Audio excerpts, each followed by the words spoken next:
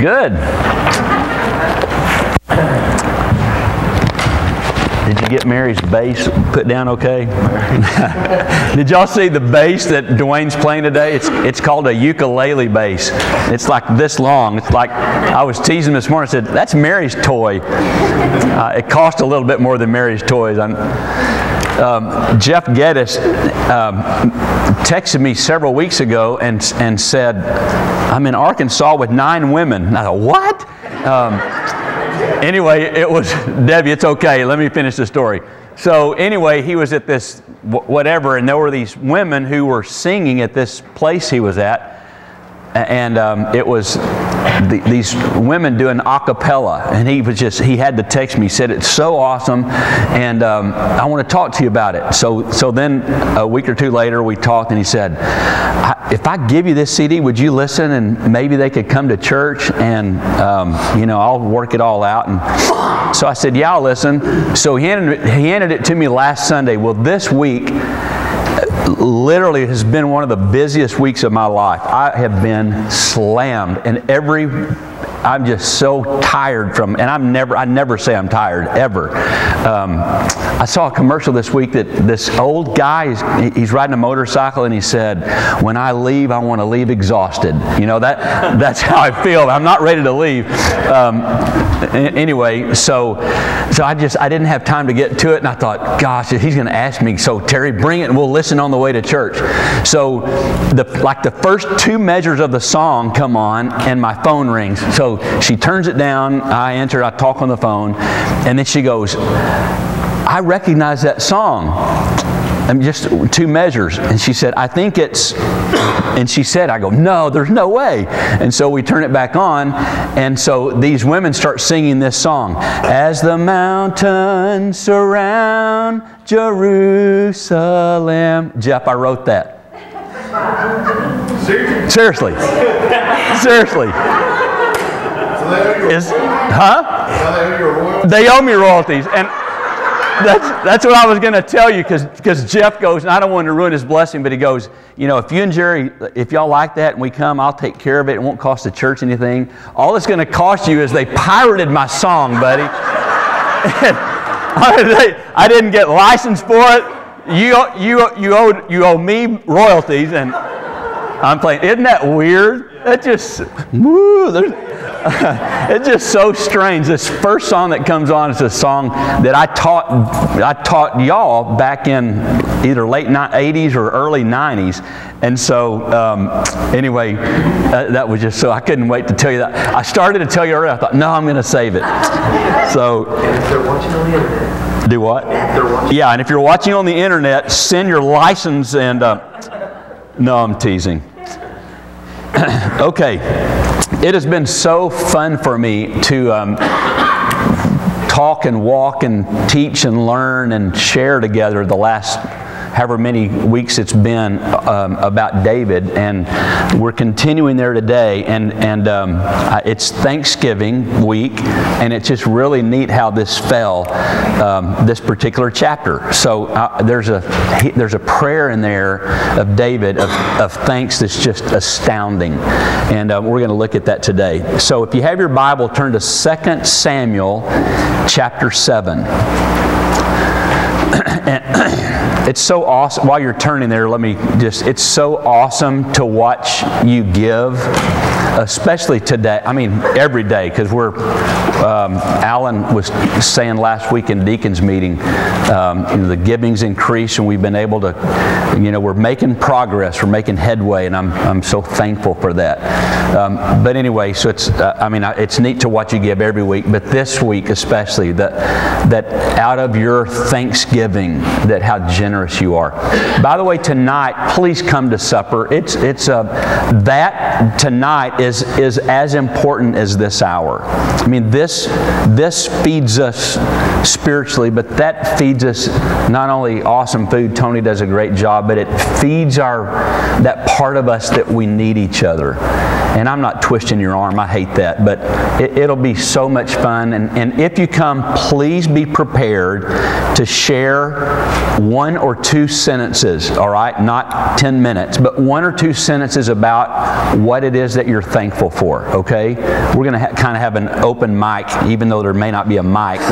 Just a time for you to say, I'm so thankful for this, okay? So be thinking about that today. And then communion will just be woven into that. Communion is not going to be a stiff thing. It's just, deacons, you don't have to wear a tie. It's just the family, our family, church family, thanking Jesus for His gift to us by taking communion. It'll be just a really special time, kind of low-key. So I pray that if you can come at all, you be there, because it'll be a neat time. Okay, 2 Samuel chapter 7.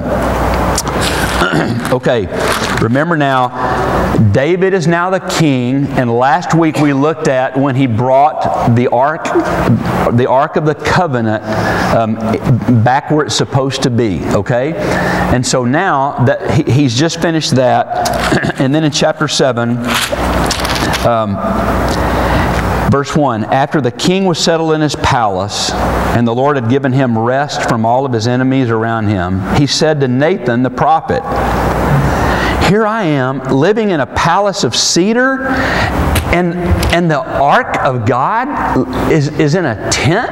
What? I can't have that happen. I need to go build him a house. And Nathan, his friend, goes, whatever is in your heart to do, go and do it.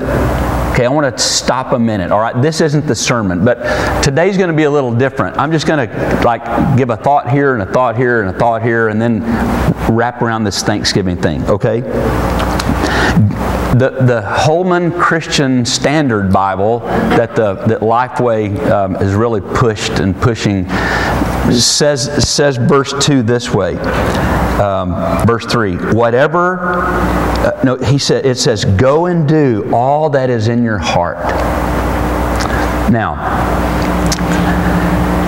we have, I don't know where this came from, or maybe you don't have this problem. I have had for years. It's like I have been taught, or I caught it somewhere, that when it comes to this kind of thing, you have a red light, and then you wait for God to give you a green light, and then you go. And Nathan is saying to David, go do it. Go do what's in your heart, what you're passionate about, what you dream about, what you long to do. Go do it. Go do it, David. Go do it with all you got. Whatever's in your heart to do, go do it. You got the green light. And only until God says stop, you just keep. Does that make sense? I mean, for years I have lived like, okay, be cautious. We don't want to get into trouble or error or, oh gosh, I just don't know. Listen, go do what's all in your heart. And then if God doesn't want it, He'll put the foot on the brake or give you the red light. But we've got to switch that kind of thing. It's like this. There's things inside of me it's like Jeremiah. It's like a fire shut up in my bones. And I was like, go get it with all your heart. Now, if you've read past this, you know that God says to Nathan, okay, whoa. Put your foot on the brake. And then this is interesting, all right? So, watch what he says. That night the word of the Lord came to Nathan saying, well, wait a minute. Go and tell David, this is what the Lord says. Are you the one to build me a house to dwell in?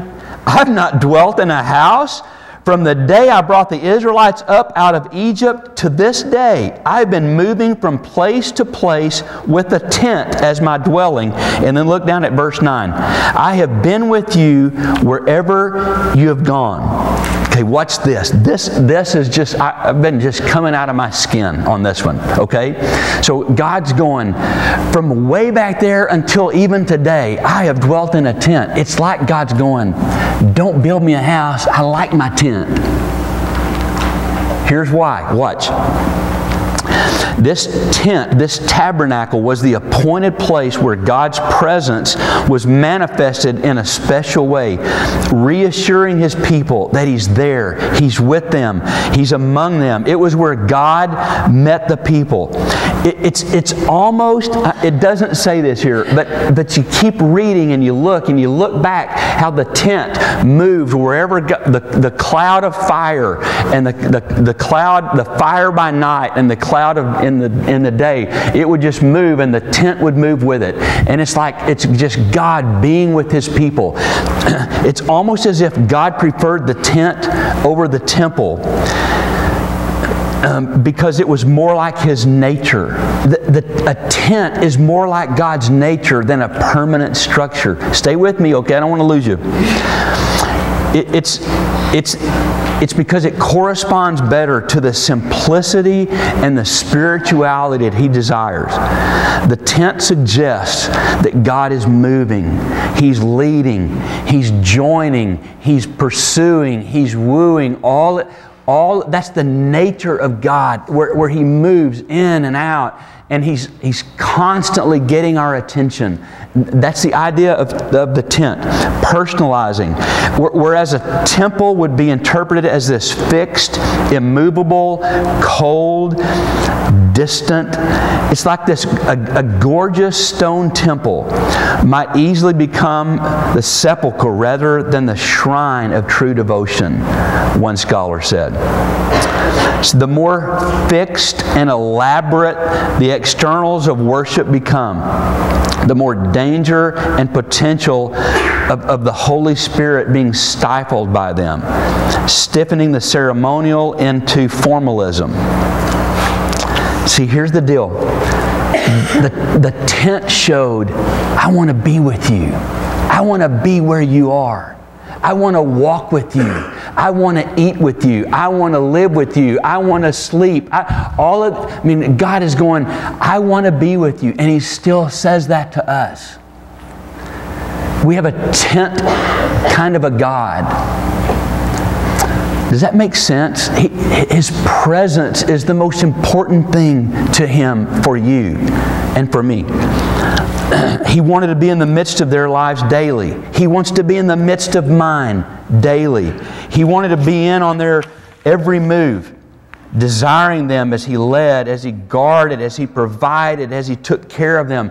Remember, one of Terry's favorite verses is that verse when God led them for 40 years. He's leading in His tent, the tent, and this verse. And in all of those 40 years, not one of their sandals wore out. Isn't that incredible? Listen, that God's going, I want to be with you. I want to take care of your every single need. That's what the tent represents. Now, I'm not knocking this. Okay, I'm not, don't go there. That's not where I'm going. But this is pretty as it is. If we're not careful, this can take away our tent God. God is a personal God. Okay. Now, this is the part I've been so excited. Watch this. John chapter 1.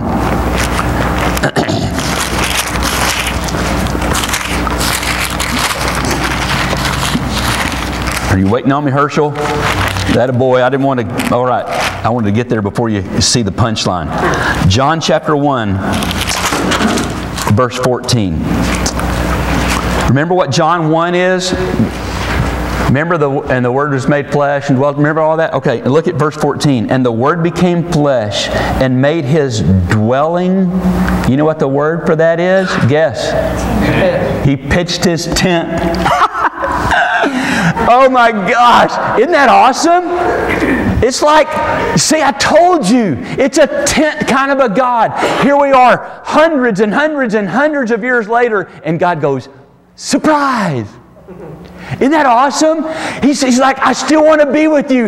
You can't lose this idea. And so the Word became flesh and pitched His tent among us. Jesus is a picture of the tent heart of God going, every second of your life, I want to be with you. And then what does the Bible say? Paul says that our bodies are a what of the Holy Spirit? Temple. Isn't that awesome? See how all of this ties together? that I am a temple. I'm not this. I'm not this kind of a temple. I'm this kind of a temple. And He pitched His tent inside of me. Isn't that awesome? He lives in you. He lives in me, living His life in my life, with pitching His tent inside of me. To be just like the God of the Old Testament as He led the Israelites. God's going, I haven't changed. This doesn't change me. Be careful. Be very, very careful that your life doesn't look like this 1 hour a week. God's going, I want to pitch my tent in you. One of our favorite memories, a couple of years ago, we have friends that have a farm out at Leapers Fork, business friend. And so we camp together, and all the kids come, and and his daddy is, how old is Papa now? He's like 70. He's in his 70s, and he didn't want to sleep on the ground. He had this old Suburban, kind of like that we had, and for like 4 hours he drove around. He couldn't sleep. He's trying to find this level place so he can lay in his. Anyway, all right, never mind. But we stayed up all night, and we pitched our tents, and it was like one of the most thrilling. It was just so fun. We cooked out, and we played guitars with kids. Listen, that's the kind of thing that God's going, that's who I am.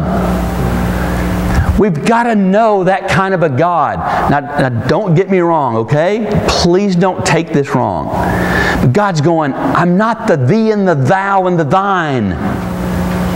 I'm a tent God. And I want to pitch my tent inside of your life to live life with you and through you and in you. God, that's so exciting to me. That's the kind of God I love. Okay. Let me show you a couple more about that. Ephesians chapter 1. I'm going to fly through these. Herschel's got them up. Herschel's got the notes. So Ephesians 1:17. Listen. Paul is writing to the church at Ephesus. And I pray also that the eyes of your heart may be enlightened, in order that you may know the hope to which He has called you. That's not right. Where am I? Oh. What in the world? Ephesians 1:17. I wrote that down wrong. Sorry. Okay. It's 3:17. I'm sorry. Yeah. 3:17. Let me back up to Herschel. Herschel doesn't have this. Let me start in verse 16. This is one of the most gorgeous little parts of the Bible in the New Testament. And I pray, listen to Paul, I pray that out of His glorious riches He may strengthen you with power through His Spirit in your inner being. Here we go. So that Christ may dwell in your hearts, may pitch His tent in your hearts through faith. Okay, now go to Romans chapter 8, back to the left. Romans chapter 8, 9 through 11. You, however, are controlled not by the sinful nature, but by the Spirit, if the Spirit of God lives in you.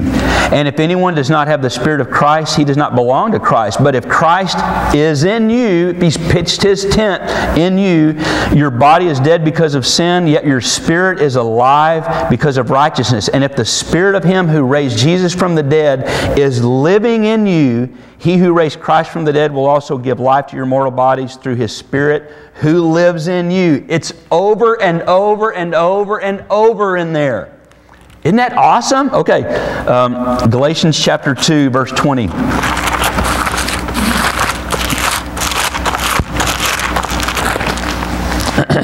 Galatians 2:20. I have been crucified with Christ, and I no longer live, but Christ lives in me. And the life that I live in the body, I live by faith in the Son of God who loved me and gave Himself for me. Colossians 1:27.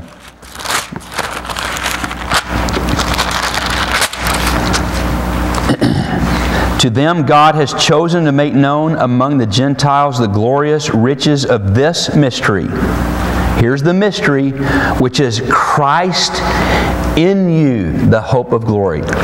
And then one more, John chapter 14. Oh, this one's so good. 14, starting in verse 15. And if you love me, you will obey what I command. And I will ask Father, I will ask Abba, I'll ask Papa, and He will give you another counselor to be with you forever, the Spirit of truth. The world can't accept Him because it neither sees Him or knows Him, but you know Him, for He lives with you and will be in you. I will not leave you as orphans. I will come to you. Here's what's going on. Jesus is talking to His disciples, and He's putting this whole thing together. Okay, listen. Here's what's coming. I'm going away. Don't let your heart be troubled, He said the chapter before. Seriously?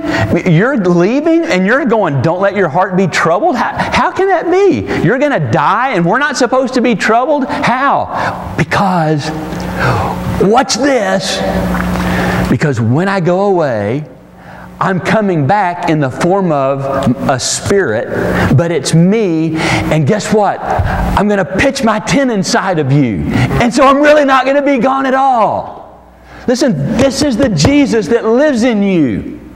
With the dunamis power of God, the power, Paul said, that raised Jesus from the dead, lives inside, pitched His tent inside of me. Wow! How dare I for one more second, any day of the rest of my life, woe is me. Listen, the tent of God is in you. Good grief. I want to stand on my head. I mean, it's just so exciting. Isn't that incredible? Okay, I'm all worked up and you're not with me. All right. Back to 2 Samuel. I told Terry the other day, you know what? And I really mean this with all my heart. I'm not the best teacher there ever was. Brooke said to me this morning, this is so childlike. God, Daddy, I wish I knew the Bible like you. You know everything. No, Brooks, I know how to read, you know. I mean, I have to really, really, really work. My granddad, my mother's daddy, was a Baptist preacher, and he had the whole New Testament in my memory. I mean, you could go, Jesse, what is Acts chapter 3, verse 16? Boom. I mean, it was just phenomenal. I just barely got John 3:16. No, I'm playing. But I told Terry the other day, I go, you know what? I'm not the best teacher. I'm not the best this. And people will never remember hardly what I talk about. But here's what I want you to know. I want you to remember that guy was more passionate about the things of God. That's what I want you to get. And that you would recognize that and go, you know what? I want that for me too. And that you start digging. Does that make sense? I mean, do what? Some of us do recognize that. Oh, well, thanks. But I mean that. It's like, you know what? I can't exegete this thing like it should be, but just I see these things and I get so excited. That's what I want you to get, to where you go, I want to find things like that, and you start digging around. All right, 2 Samuel, back to chapter 7. Start in verse 8. Stay with me. Now then, okay, God's still talking God's talking to Nathan. And now then, tell my servant David, this is what the Lord Almighty says. I took you, David, from the pasture and from following the flock to be the ruler over my people. I've been with you wherever you have gone, and I've cut off all of your enemies before you. Now I will make your name great like the names of the greatest men of the earth. And I will provide a place for my people Israel, and will plant them so that they can have a home of their own and no longer be disturbed. Wicked people will not oppress them anymore as they did at the beginning and have done ever since the time I appointed leaders. I will also give you rest from all of your enemies. And the Lord declares to you that the Lord Himself will establish a house for you. God's going, you're not building a house for me, I'm going to build a house for you. Now this thing is pregnant with truth, okay? And when your days are over and you rest with your fathers, I will raise up your offspring to succeed you, who will come from your own body. And I will establish His kingdom. He is the one who will build a house. He is the one who will build a house for my name. And I will establish the throne of His kingdom forever. I will be His father, and He will be my son. When he does wrong, I will punish him with the rod of men, with floggings inflicted by men. But my love will never be taken away from him, as I took it from Saul, whom I removed from before you. Your house, David, and your kingdom will endure forever before me. Your throne will be established forever. Okay, stay with me. I'm going to unpack this real fast. See, what we see here is God has purposes and plans, not only for David, but for you. And for generations to follow. He's saying to David, I have plans for you, David, but you're going to have a son. And that son is the one who's going to build the house that you're talking about that's in your heart. But it's so much bigger than that. And for generation after generation after generation, the house that I'm building through you, David, and he just got a hint of what was to come. Let me show you what that is. Luke chapter 1.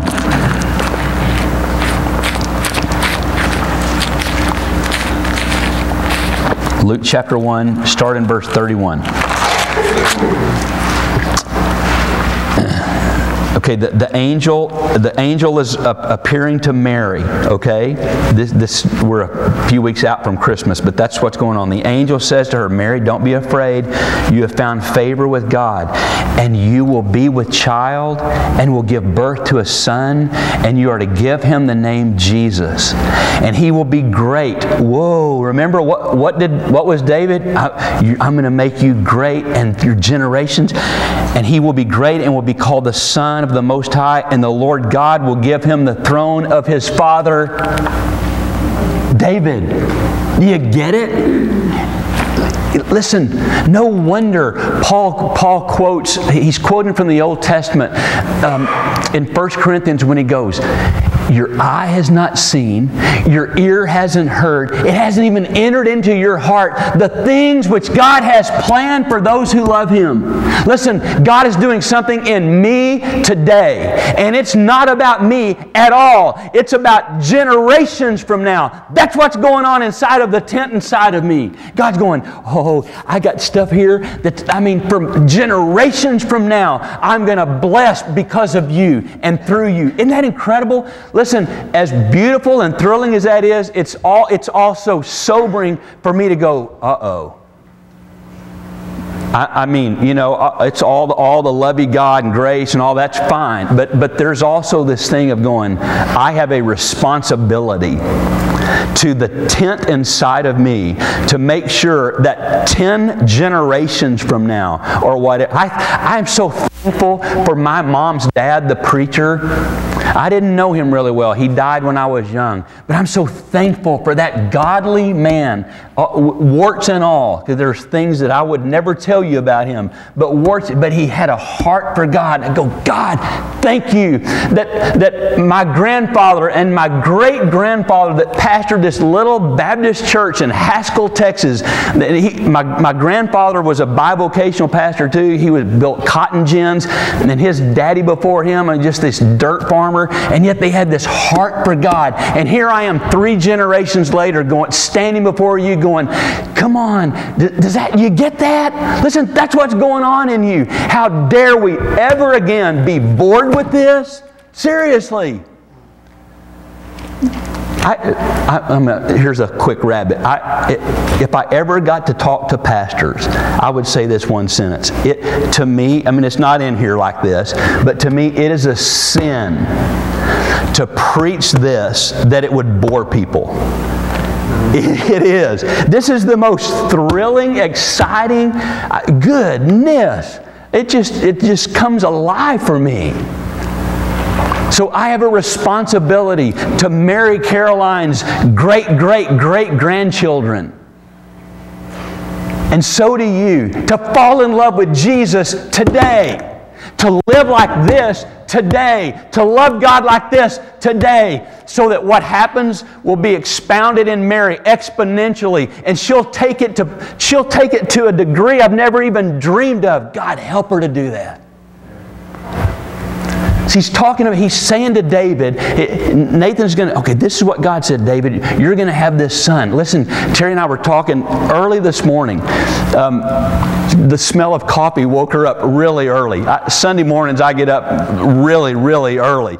And so she comes in there, she smelled the espresso roast. And so we began to talk about Brooks and about this thing that she's been speaking into him, because we see this bent in his life. And so she's been speaking that before him every day at homeschool or whatever. When she prays, she's speaking this thing into his heart. This is what God, I mean, David hears this. Your son is going to build a house. And it's like, man, you start talking about my kids, that's what's going on. Listen, love God with all you got today. Go after Him with all you got, because generations depend on it. Okay. And then this is awesome. And though David, he hears all of this, Nathan gives him that report from the Lord. This is so cool. And then King David went in and sat before the Lord. He goes into the tent. He just heard all of this stuff, and he goes in and he sits down before the Lord. To me, that's just so, there wasn't this. It was just like this is who he is, and he knows God. And he had fallen in love with God as a young boy on the backside of a mountain shepherding sheep. And that's when he began to write his Psalms. And he had this love affair with God the Father. And so this day was just like any other day. It wasn't like, stars went off and they had a revival or whatever. It's like, this is my everyday. I've known Him since I was a boy. Okay, that's so awesome that God said that. I'm not surprised, because I've walked with Him all of my life. And so he just goes in the tent and sits down. You were saying? Wow. He goes in and sat. He loved God's presence, and God loved his presence. He goes into the tabernacle that he'd been talking about, and his heart is bursting with thanksgiving. Here comes the thanksgiving part, okay? He is, and he sits, he's comfortable, he's at home, he's relaxed, he's content. There's this posture of friendship. Let me show you just a few, don't lose your place there. I'm going to show you just a few verses here. Luke chapter 23, verse 45.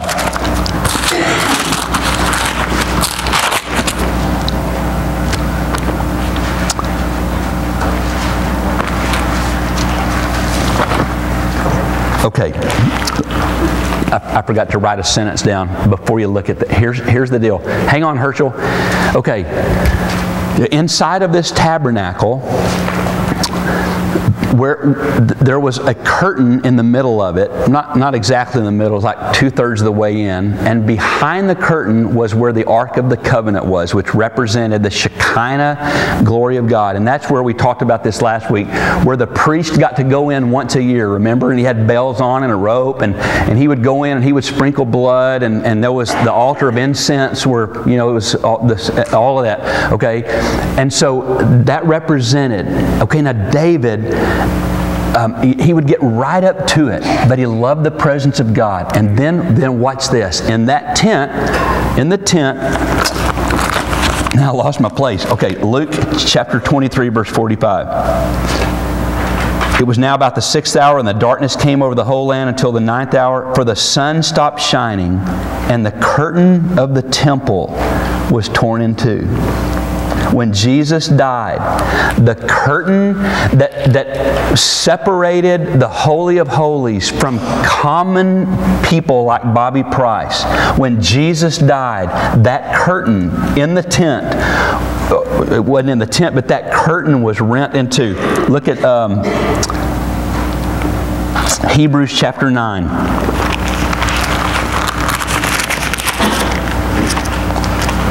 Stay with me, almost done. Hebrews chapter 9.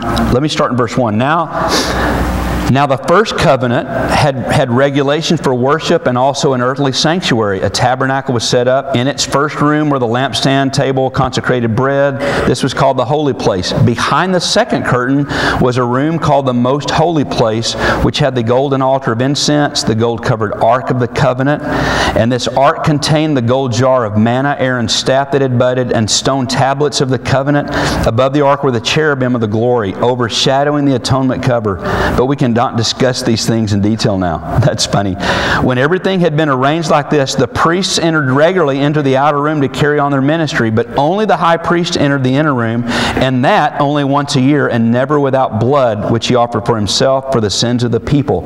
Okay, now turn the page to chapter 10, verse 19. Therefore, brothers, since the curtain is now gone, since we have confidence to enter the most holy place by the blood of Jesus, by a new and living way, open for us through the curtain, that is His body. Listen, tonight when we celebrate the Lord's Supper, this right here, this is what it is. This is tonight's sermon, okay? I'm just going to abbreviate with a sentence or two, but this is what we're talking about.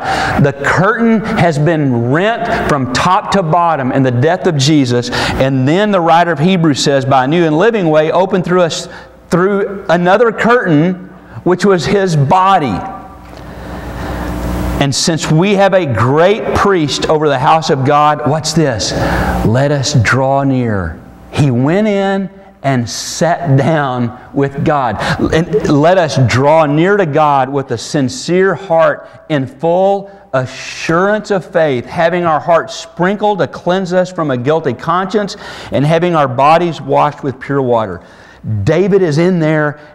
He is in awe, stunned. His breath is taken away, full of adoration. And the 6 verses that are to follow show this progression of his feelings and his thoughts and his emotions and this pattern of thanksgiving. Stay with me, okay? Just real fast. Chapter 7, verse 18.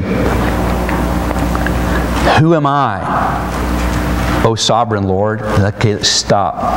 The first emotion excited by God's goodness is a sense of unworthiness. Who am I? I don't deserve this. I am not worthy of the least of your mercy, God. He's going, wow. He goes in to sit because he's comfortable or whatever, and all that he goes, I am so unworthy.